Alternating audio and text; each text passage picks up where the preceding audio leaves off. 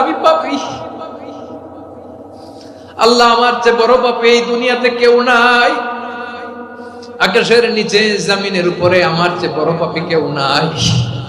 একটা একটা করে আল্লাহ স্বীকার করি আমি পাপী। সব পাপের স্বীকৃতি দিলাম। পৃথিবী না জানো আমি তো জানি আমি কি পাপ করেছি। হায় আমার পাপের করলে বিচার, বাঁচার আমার নাই উপায়। দয়াময় তুমি মাফ করো আমায়, মাফ করো আমায়। আল্লাহ তাআলা যদি দয়া করে আমাদেরকে মাফ না করে, আমাদের বাঁচার কোনো উপায় নাই। আপনি কি ভেবেছেন আপনার নামাজ দিয়ে আপনি জান্নাতে যাবেন? আপনি তাহাজ্জুদ গুজার, সেজদা দিতে দিতে কপালে দাগ ফেলেছেন, এটা আপনারা জান্নাতে নেবে না। আপনি এলাকার সবচেয়ে বড় হাতেম তাই দানশীল, এই দানের ভরসায় বসে আছেন। কশিন কালো আমাদের নামাজ, আমাদের রোজা, আমাদের ইবাদত, এগুলোকে মিজানের পাল্লায় উঠালে কোনো ওজনই হবে না। তবে আমাদের একটা কৌশল জানা আছে, আমরা আল্লাহর রহমতের ভিখারি। আমরা সেদিন আগেই গুনার স্বীকৃতি দিয়ে দেব। আমরা বলবো আল্লাহ তুমি প্রশ্ন করার আগে তোমার একটা কথা বলি, আমারে কিছু জিজ্ঞেস করো না, আমি সব করেছি। এমন কোন পাপ নাই যে পাপ আমারে দিয়ে হয় নাই।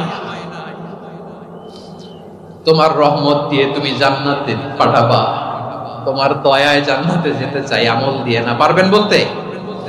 কিয়ামতের দিন আমরা বলবো আল্লাহ আমার আমল দিয়ে জান্নাত চাই না, আমি তোমার দয়া দিয়ে জান্নাত চাই। তোমার দয়া ছাড়া আমার কোনো উপায় নাই। কারণ আল্লাহ যদি বিচার করে বাঁচার কারো উপায় নাই। আল্লাহ যদি বলে ফেলেন তুই এটা করলি কেন, ওখানে গেলি কেন, কোরআনে 1000 বার নিষেধ করলাম তারপরেও এই পাপে জড়ালি কেন, এরকম প্রশ্ন ছুড়ে দিলে আমার উত্তর আছে? বাঁচার কোনো উপায় আছে? রোজ হাসরে হে আল্লাহ আমার করোনা বিচার, আল্লাহ করোনা বিচার। বিচার চাই না তব দয়া চাই, এ গুনাহগার করোনা বিচার। আপনার আমল দিয়ে জান্নাতে যাবেন? কি দিয়ে যাবেন? আল্লাহর দয়া দিয়ে। আল্লাহর রহম আর দয়া ছাড়া কেউ জান্নাতের চেহারাও দেখতে পাবে না। আজকে আমরা আলোচনা করব সেটা হচ্ছে, আমরা যে জীবনে বিপদে পড়ি, আমরা বিপদে পড়লে আমাদেরকে উদ্ধার করে কে? আল্লাহ ছাড়া আমাদের বাঁচানোর কেউ আছে? উদ্ধার করার কেউ আছে? রক্ষা করার কেউ আছে? এজন্য বিপদে পড়লে আমরা চাইবো কার কাছে? আমাদের যাই দরকার হোক আমরা ফরিয়াদ করব কার কাছে? নাকি মাজারে যেয়ে চাবেন? মাজারে যেয়ে চাবেন? অনেকে তো মাজারে যেয়ে কপাল ঘষে, আছে না নাই? মাজারে যেয়ে সন্তান চায়, আছে? এই এলাকায় নাই, এলাকার লোকদের আকীদা খালেস আমি জানি। মাজারে যেয়ে কপাল ঘষে আর সন্তান চায়। আচ্ছা মাজারে গেলে সন্তান পাওয়া যায়? আচ্ছা মাজারে না গেলে যদি বাচ্চা না হতো, গরু ছাগলের যে বাচ্চা হয় ওরা কোন মাজারে মানত করে বলেন? কথা কি বুঝতেছেন? এই যে প্রতি বছর গরু ছাগল ভেড়া এগুলো যে বাচ্চা দেয়, এরা কোন মাজারে যে মানত করে? এজন্য চাইতে হবে একজনের কাছে, তিনি কে?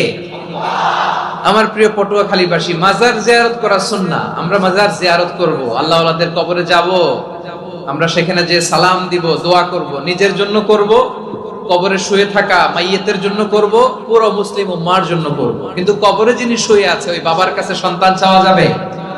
চাকরি চাওয়া যাবে? সফলতা চাওয়া যাবে? সফলতা দেয় কে?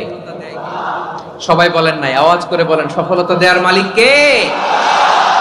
এক কথাই রব্বুল আলামিন বলেন, ওয়া ইয়ামসাসকাল্লাহু বিদুররিন ফালা কাশিফা লাহু ইল্লা হু ওয়া ইয়ুরিদকা বিখাইরিন ফালা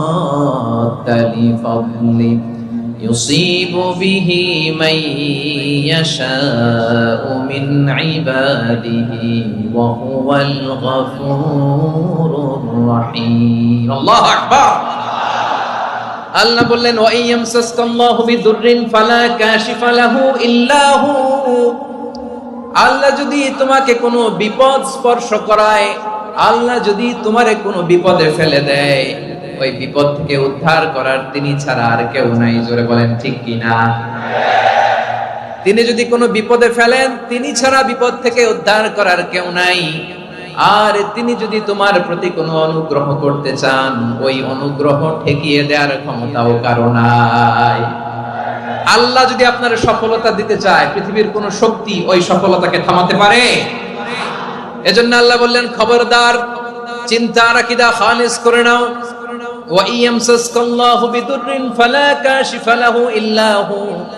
আল্লাহ বিপদে ফেললে বিপদ থেকে উদ্ধার করার কেউ থাকে না আর আল্লাহ যদি তোমার প্রতি দয়া দেখাতে চান অনুগ্রহ করতে চান ওই অনুগ্রহকে প্রতিরোধ করার মতো ক্ষমতা কারো নাই তিনি তার বান্দাদের মধ্য থেকে যাকে ইচ্ছা তাকে দেন যত ইচ্ছা তত দেন তিনি ক্ষমাশীল তিনি মেহেরবান সুবহানাল্লাহ তিনি ক্ষমাশীল তিনি মেহেরবান তাহলে এই আয়াত থেকে আমরা বুঝতে পারলাম আমরা যদি বিপদে পড়ি আমাদেরকে কেউ বাঁচাতে পারে না আমার বাবা আমারে বাঁচাতে পারে হ্যাঁ আমার মা আমাকে বাঁচাতে পারে আমার বন্ধু আমারে বাঁচাতে পারে আমার দলের কর্মী আমাকে বাঁচাতে পারে আমার পীর সাহেব আমারে বাঁচাতে পারে আমার পটুয়াখালীর ভাইয়েরা খেয়াল রাখবেন বাঁচাতে পারে এক মহান সত্তা উদ্ধার করতে পারে এক মহান সত্তা চিৎকার করে বলুন তিনি কে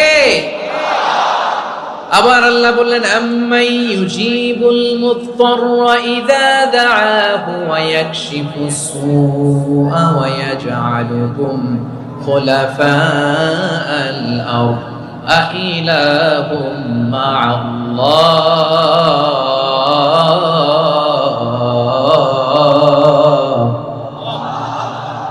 ক্বালিলাম মা তাযাক্কারুন রব্বুল আলামিন বলেন বিপদে পড়ে কাতর কণ্ঠে চিন্তাগ্রস্ত হয়ে যখন কেউ ফরিয়াদি হয়ে আল্লাহর ডাকে হাত তোলে তখন এই ব্যক্তির ডাকে সাড়া দেয় কে সবাই বলুন কাতর কণ্ঠে বিপন্ন অবস্থায় আপনি যখন কেঁদে কেঁদে হাত তুলে আপনার দুঃখের কথা জানান আপনি যখন ডাকেন তারে তখন আপনার ডাকে সাড়া দেয় কে আল্লাহ বলে আমি সাড়া দেই তোমাদের বিপদকে মুক্ত করে দেয় কে ওই আল্লাহর সাথে কোন উপাস্য আছে নাকি কিন্তু খুব অল্প সংখ্যক লোকই তোমরা উপদেশ গ্রহণ করো কথাটা কার তাহলে বিপন্ন মানবতা যখন কাঁদে মানুষ যখন বিপদে পড়ে নিরুপায় হয়ে ফরিয়াদ করে তার ডাক শোনার কেউ নাই একজন ছাড়া চিল্লায় বলেন তো তিনি কে এজন্য আমরা ফরিয়াদের হাত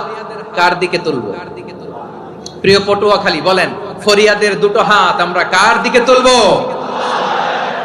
এবং খেয়াল রাখতে হবে মাথার সাথে সেট করে নিতে হবে আল্লাহ ছাড়া আমাকে উদ্ধার করার কেউ নাই এই পৃথিবীতে কেউ আপন না প্রিয় ভাইরা বিপদে পড়লে বোঝা যায় কেউ আপন না আপন শুধু একজন মহান সত্তা তিনি কে এটা কি আপনারা খেয়াল রাখতে পারবেন হ্যাঁ বিপদে আপদে কেউ আমাদের বাঁচাতে পারে না তরাতে পারে না মুক্তি দিতে পারে না উদ্ধার করতে পারে না একমাত্র আমার প্রভু ছাড়া আল্লাহ ছাড়া চিল্লায় বলেন ঠিক কিনা এবং প্রিয় পটুয়াখালীর ভাইয়েরা মাথার সাথে এটা সেট করে নিতে হবে যে আমাদের পুরো জীবনটাই পরীক্ষা পুরো জীবনটাই কি the life is a test পুরো জীবনটাই পরীক্ষা এই জীবনে বিপদ আসবে আপদ আসবে পরীক্ষা আসবে সবার জীবনে এটা থাকে এক একজনের পরীক্ষা এক এক রকম আমার পরীক্ষা এক রকম মাসুদ ভাইয়ের পরীক্ষা এক রকম চৌধুরী সাহেবের পরীক্ষা এক রকম আপনার পরীক্ষা এক রকম ওনার পরীক্ষা আবার আরেক রকম পুরো পৃথিবীটাই পরীক্ষা ক্ষেত্র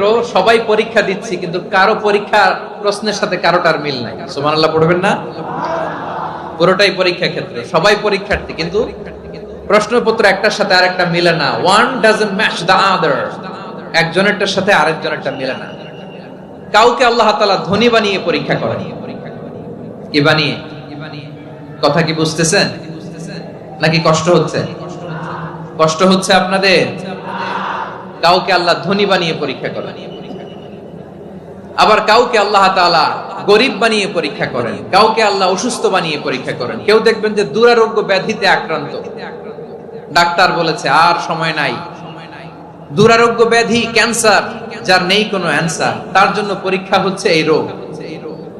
আরেক লোক দেখবেন তার আবার রোগ বালাই নাই, মাশাআল্লাহ, তাকে আল্লাহ তাআলা আর্থিক দৈন্যতা, দারিদ্রতা দিয়ে পরীক্ষা করছেন। এরকম আছে না নাই? টাকা পয়সা নাই, দিন আনে দিন খায়, যা আছে তাতে চলে না, এটা তার জন্য পরীক্ষা। আবার আরেক শ্রেণীর লোক দেখবেন তাকে আল্লাহ অসুস্থতাও দেয় নাই, দারিদ্রতাও দেয় নাই, তার দাম্পত্য জীবনের সমস্যা আছে না নাই?